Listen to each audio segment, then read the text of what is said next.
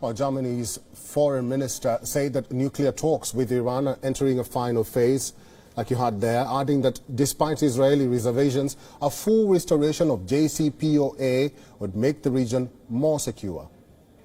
Die Zeit läuft derzeit gegen das Jcpoa, da Iran sein Nuklearprogramm kontinuierlich weiterentwickelt hat. Das heißt, wir kommen jetzt in die finale Phase und dafür ist wichtig, dass Iran mit Kompromisswillen und ohne Maximalforderungen, jetzt in diesem Moment werden die Gespräche ja gerade weitergeführt, an den Tisch zurückkehrt. Wir sind da voll und ganz involviert, weil wir alles dafür tun wollen, dass mit diesem Abkommen die Sicherheit Israels gewährleistet. Israel and Iran are arch enemies. Israel has vocally objected to US-led efforts to revive the deal. Israeli leaders have said the country would not be bound by any agreement between world powers and Iran, leaving room for Israel's military to maneuver. Israeli Foreign Minister Yair Lapid said that he presented Baerbock with Israel's position that a nuclear Iran endangers not only Israel, but the entire world.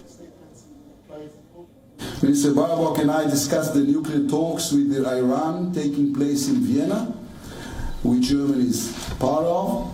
I presented the minister with our position that the nuclear Iran endangers not only Israel, but the entire world. The E3 countries cannot also ignore the threat posed by Iran beyond its nuclear program. Iran is Hezbollah in the north, Iran is Hamas in the south. Iran is the exporter of terror from Yemen to Buenos Aires.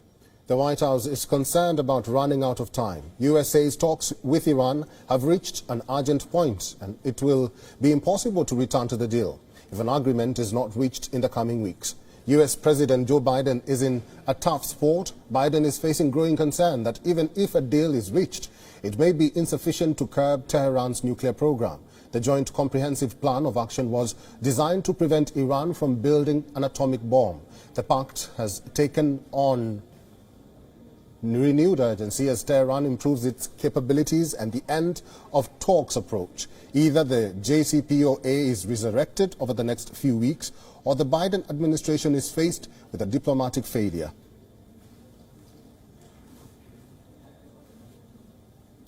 French counter-terrorism forces based in West Africa killed 10 suspected militants who were allegedly involved in murdering police officers in Burkina Faso last November.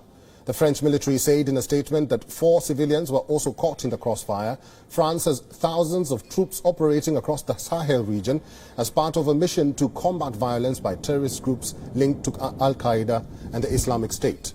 The death of 4 civilians in Burkina Faso comes at a time when anti-French sentiment has become especially strong in Mali and is beginning to spill over into the country after a coup in January.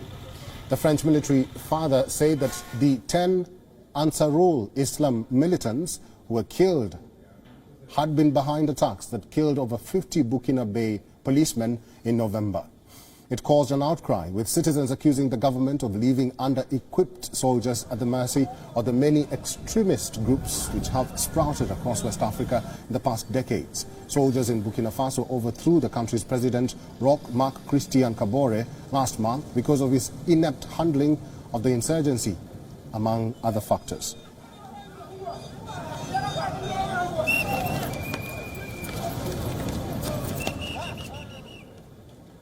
WeOn is now available in your country. Download the app now and get all the news on the move.